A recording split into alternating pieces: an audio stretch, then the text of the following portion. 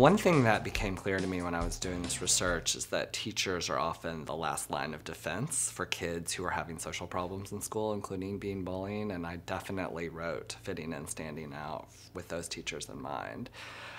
One thing that is the bottom line is that one of the only things that can help a kid who's having social problems in school, who's being marginalized or bullied by peers, is having one strong adult mentor in their lives that they can turn to, who they can trust. And teachers are definitely prime candidates to be that person. So in that spirit, I have a few pieces of advice for teachers.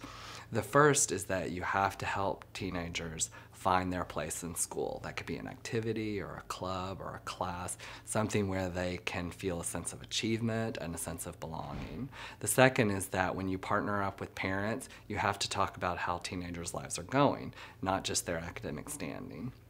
And the third thing is that you have to keep teenagers focused on the future, on what comes after high school, whether it be going to college or job. Keep them talking about that as a way of reminding them that high school is just a little blip in their lives and that there's many things more to come.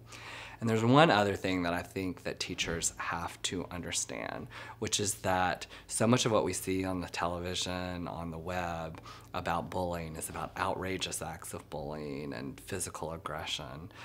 But there's a lot of other stuff that goes on in the social warfare in high schools that is a lot more hidden or even subtle, if you will. I'm talking about things like backhanded compliments, snubbing, off-the-cuff remarks, wordlessly giving looks of disapproval or even disgust in the hallways. And adults hear these things and they think it sounds so silly, especially relative to those classic forms of bullying that you see on TV and on the web.